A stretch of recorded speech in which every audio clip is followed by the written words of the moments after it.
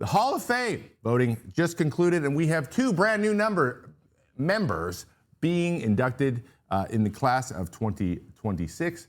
That is this gentleman and this gentleman. We have Carlos Beltran and Andrew Jones officially in the Hall of Fame. Carlos Beltran led the way with 80.42% of the vote. That is 350 overall, and this was his fourth year on the ballot.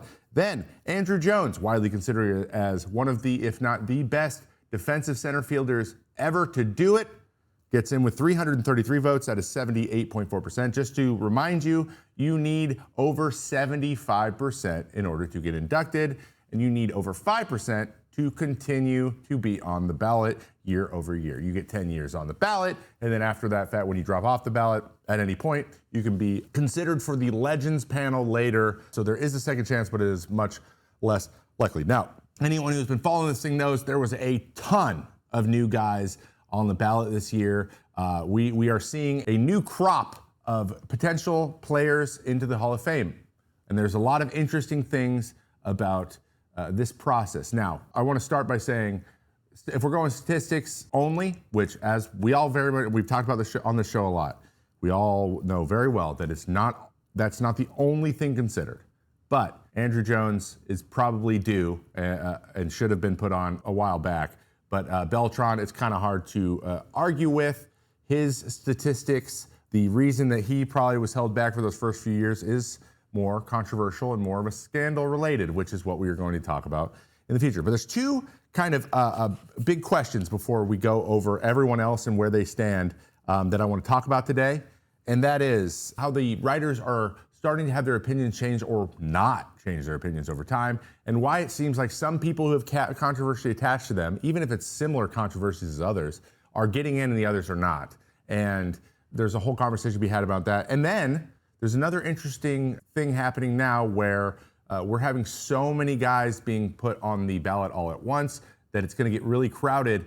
And there is an interesting dynamic that might be happening because, as we've noticed in the last couple of years, the standards for what is considered a Hall of Fame player are going to continue to change because careers are just getting shorter. So you cannot compare the longevity of a starting pitcher to like Nolan Ryan anymore. Like, it's just not gonna happen that way from now on. So we're gonna answer those two questions, but first let's talk more about some of the highlights of this voting process. We have a few guys that are close that have a very good chance, I think, maybe in future years. We have Chase Utley in his third year. He got 59.1%. Andy Pettitte, who has been tied to some scandal a little bit too, 48.5%, but not as much. Felix Hernandez in that group. He's in the second. He's in his second year. He's in that group of a shorter career, but was super dominant during that career. We're talking the Tim Lincecums of the world as well. That's probably the bottom of that group. But like, is 10 years long enough? Will it ever be long enough? And will some players get left behind because they were in that liminal space, right? So continuing on, Alex Rodriguez got 170 votes, still sitting at about 40% after his fifth year. Manny Ramirez is officially out. He's off the ballot at 165 at 38.8%. Bobby Abreu is at 131. He's at 30% in his seventh year, so only 3 more years to kind of recoup some of that. Jimmy Rollins, 25%. Cole Hamels, 23% his first year. Actually, Cole Hamels is the only new ad this year that will continue next year because you have to have only 5%. So there were 12 new guys added to the ballot, and 11 of those 12 guys got under 5%. And that's what I'm talking about. Those 11 guys are Ryan Braun, 15 votes, 3.5%. Edwin Encarnacion, 6 votes. Sin-Shu Chu, 3 votes. Matt Kemp, 2 votes. Hunter Pence, 2 votes. Rick Porcello, 2 votes. Alex Gordon, 1 vote. Nick Markakis, 1 vote. And then Gio Gonzalez, Howie Kendrick, and Daniel Murphy all got 0. So of the 12, 11 of them will not have another chance next year, and that is what I'm talking about. So like, one thing that's interesting, the highlights of this is Torrey Hunter gets to stay on even though he was the lowest percentage-wise of everyone who was in they've had multiple years on it, and he had 8.7%. So he's gonna get another chance even in his 6th year here. I'm a huge Torrey Hunter fan, a great teammate, amazing player, and he stays alive. Maybe there'll be a push in the future. Maybe there'll be a lighter crop, but it's looking even harder. He's got a steep hill to climb. A couple interesting ones. Thank you, DK, for throwing these in there. My stats against everybody on this list. Dustin Pedroia, he was 2 for 5 with 2 doubles. That's batting 400. Torrey Hunter was 3 for 6 with a double and 1 strikeout. That's batting 500. Ryan Braun was 1 for 3 with a single and an RBI. I remember that. That's 333. It's not looking good for old Trevor right now. Edwin Encarnacion, he had 2 hits and 12 plate appearances, but there was a walk, so he's 2 for 11. There we go. There's a. I'd say I won that matchup, so 1 for 4. Sin Chu Chu was 1 for 1. Lost that one. Hunter Pence 0 for 1. Won that one. So 2 for 6. 2 out of 6. Alex Gordon, he is 3 for 12, hitting 250 with 3 strikeouts and a few walks. I'd say that's a wash. I'll take 250. And Nick Barkakis, 1 for 3, 333 with a double. I lost that one. So 2.5 out of 8, not great. But that's why I made 0 all-star teams. Okay? So we have this every year, right? We talk about the Hall of Fame. We talk about who belongs in, who doesn't. We're constantly talking about the role of steroids and the biogenesis and the Balco case and the Mitchell report. Like, what are those groups of guys, like, what's going to happen with them, and do they belong in the Hall of Fame? And I'm going to try to use as much honesty here as possible, because I think we dance around a lot of things. Like, I constantly am seeing, like, and yes, we'll take this with a grain of salt, this is social media, but like, the case being me, like, does Barry Bonds deserve to be in the Hall of Fame? And then it's all his stats, right? It has nothing to do with his stats. He has the greatest career of all time if we just go by, like, he is the greatest player of all time statistically. Like, that's not the debate. That's not the debate. And we got to stop doing that, because obviously if that were the only thing that mattered, he's in. But that's not the only thing that matters. If anything, that's mattering less than the other things. So there's a couple interesting stories going on here. And I want to talk about those 2 big questions that I mentioned at the top. One, is our appetite for, like, having a scandal or controversy attached to a player softening a little bit in terms of putting them in the Hall of Fame? Because there's a lot of purists that believe that it should be only stats based, and we should go only based on stats. But at the end of the day, if we're not using an algorithm, which we better not, if we're trying to compare stats, those standards are going to constantly change as well. So that's not a perfect science either. It's not like bias is always going to show up, because we all value stats differently. And we misremember how guys' stats kind of played in their era anyways, because the farther away you get, the harder it is to remember. That's just part of it. So, like, there's going to be bias and sentiment as long as humans are involved, no matter what happens.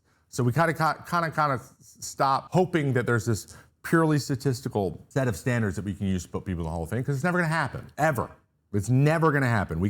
It's a noble goal, maybe sometimes, but it's not going to happen. So we need to make sure that we're taking that into account.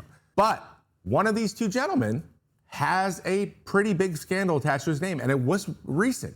It was only, actually, it's kind of crazy. It was 8 years ago, but the 2017 Astros cheating scandal, Carlos Beltran is very involved. Some say extremely involved, to being one of the possible, I don't think there were ringleaders per se, but somebody who perpetuated it and pushed for it a little bit harder than others. That has been said by some, that has not been said by others. You know, he was part of it though, and it has been widely reported that he was a major factor. He was punished accordingly. You know, he was only the manager for the Mets for 2 weeks before this came out, and then he had to, I can't remember, he was fired or resigned or mutually parted ways, and he kind of went away from baseball for a couple of years, let it die down. But now he's in the Hall of Fame, and only a few years later, after a major scandal is attached to his name in which he was a major part of it, he is being given the benefit of the doubt. Now, why is that? Let's contrast that with 2 other guys, one of which just fell off the ballot completely. That's Manny Ramirez and Alex Rodriguez. Arguably, you could make a case for both of those guys statistically being more productive than Carlos Beltran. I will say A-Rod definitely. Manny's maybe the one because of defensive stuff. But, like, A-Rod, if we went statistically, should 100% be in. Okay, so why is it that this is being maybe not forgiven, but maybe softened a little bit more than those other 2 guys? I think there's some things that are, like, going on here, and that there's bias because the steroid era has a certain connotation that the cheating scandal doesn't. There's this element of Beltran wasn't the only person. So it's not like he was just doing a thing and cheating himself, right? It wasn't isolated to him. Like, there's this selfishness attached to, like, doing steroids because you're trying to get advantage not only over other teams, but, like, your people who are competing you for spots and stuff, like on your own team technically. Like, so, like, that's why there's a little bit more I think vitriol for that. Also, it was so explosive at the time. There were so many people involved. It was this massive thing that's what's stuck in writers' heads. And the farther we get away from it, the harder it is going to be to change that opinion. that opinion is ingrained. If you feel really strongly about that, you're probably not going to get any new information that helps you move past it. So the people who constantly vote for Manny and A-Rod are going to always vote for Manny and A-Rod, but there might not be enough guys that switch. Flopping at this point, the longer we go, is going to be even less, or more and more rare. And so that's why it's unlikely that they have a surge without some sort of image rehabilitation. So recency bias is a big part of it, I think.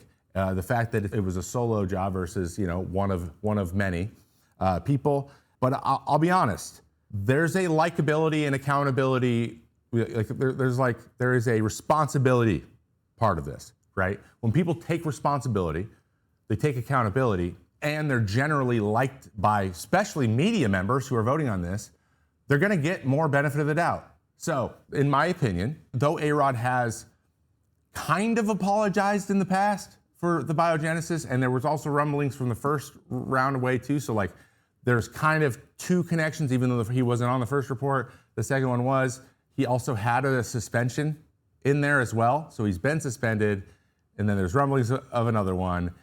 And some of the comments from some of the stuff that came out about biogenesis of what he was trying to do, it just did not look good. And his apologies have just kind of been generally a little bit tepid and a little bit performative feeling. It just feels that way. Now, it might be something that he was heartfelt and honest. It just doesn't come through very well. And that just doesn't rub people the right way that much. It's a reputational thing. And I think that because Manny was the person who was actually caught that broke this thing open, and that because A-Rod's not getting in for all the reasons I just said, that's the thing that's keeping him back.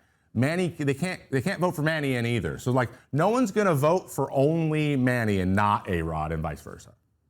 Do you care about the steroid thing or not? You can't just say, oh, I like him and I don't like him, because that makes you look like a biased person. Even though everyone is biased, you don't want to outwardly look that way. So they are linked together now, and they can't go in. So Manny's being hurt mostly because people don't want to vote in A-Rod, and that's why Manny ended up not getting it, in my opinion. That's what I think would have happened. But then take Clemens and Bonds, for example, not even on the ballots, right? Because one, now I'm not actually certain. I'm not going to act like this is a rule of law, because this is a little bit of speculation, and I might be guessing here a little bit. But both of those guys were testified, and one said, yeah, it was, but I didn't know. And there was this whole thing going on that he didn't know about. Even after a bunch of other guys who got it from the same source said that they were very aware, and they admitted it and took accountability, to this day, Barry still maintains that innocence. And then even farther down, Roger Clemens wholesale says no.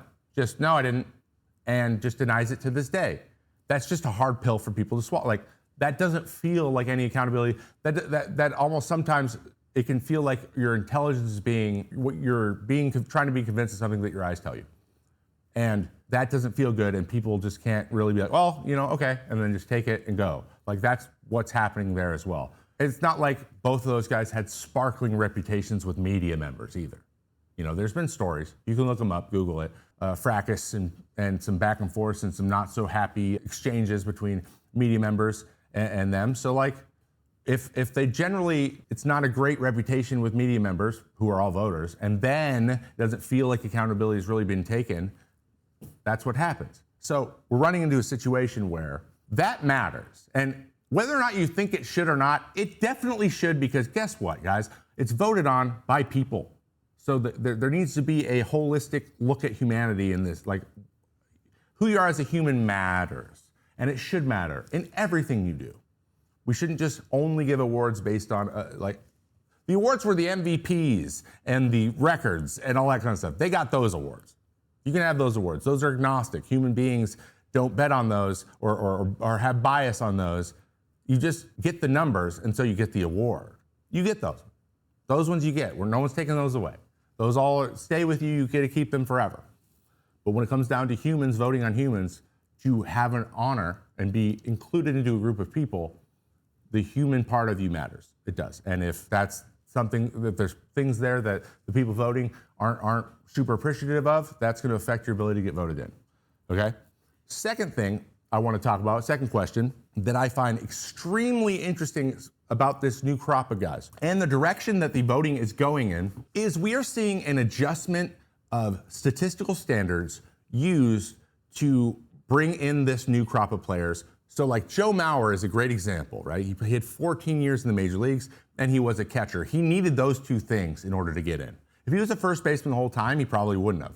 That, and he's just absolutely beloved. So like that helps, that gives him some points. But it's a shorter career comparatively to, the average of like 17 to 20 years that most Hall of Famers have. The farther back you go, the longer those careers get. So like his body of work is only comparable in that it's almost like prorated to 14 years, and he was a catcher, and he won an MVP, and he's one of the greatest players in the history of an organization. All of those things I think got him in, but we're seeing the shorter career now get into the Hall of Fame, and there's going to be more and more shorter careers that are being considered because careers are just shorter.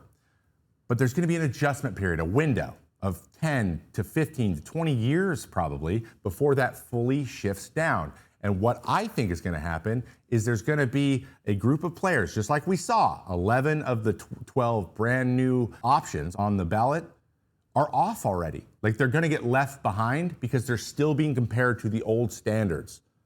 When in 10 years, they might go from Hall of Very Good to Hall of Fame because they're being compared to the era they're supposed to be compared to. So only the greatest of the greats from those guys' eras are going to get in, and there's going to have to be a realignment. So there is going to be this lost generation, this 5 to 7 years of guys probably, that probably were borderline or could have snuck in, that are just going to be off on the first ballot. And it's because of the way that the standards are going to change. So let me go over those names once again, okay? It's really, really, really interesting. It's Ryan Braun, Edwin Encarnacion, Sin-Chu Chu, Matt Kemp, Hunter Pence, Rick Porcello, Alex Gordon, Nick Markakis, Gio Gonzalez, Howie Kendrick, and Daniel Murphy. All not going to get a second chance. Now, you can probably say, yeah, but they're all pretty fringe. Yeah, and the idea is that, like, maybe Braun gets an opportunity if it changes a little bit. Like, maybe he stays on, and then we get a softening on his performance-enhancing controversy, and that might have been the thing that pushed him below 5. It's absolutely possible. It's probably likely. He probably missed on 3 votes because of that, and now he's not going to go forward. Again, we have another guy at the top of that list who has controversy attached to him. That shakes it up a little bit. We only have one guy who's going to stay on the list, and that is Cole Hamels. Now, Cole Hamels is 20%. He might be able to have enough longevity to get to that change, right? Felix Hernandez, same thing, right? These guys might sneak in down the road. It's going to take them a few years, but the standards are going to change slightly. The bodies of work are going to be considered smaller and smaller and smaller year after year. Can they hold out long enough to be the top of that class that's left? We'll have to wait and see. But it is fascinating. I think it is a massive drain. I think it's a thing. I think it's a thing that's going to happen. We're going to have a little lost era of guys who maybe could have gotten in, that had they just gone on the ballot 5 or 10 years later, then they would have made it. And so it's going to be interesting to see if this conversation continues again in 2030, and we're like, okay, who are those guys? Who are the guys that are getting left behind, a little bit by all of this?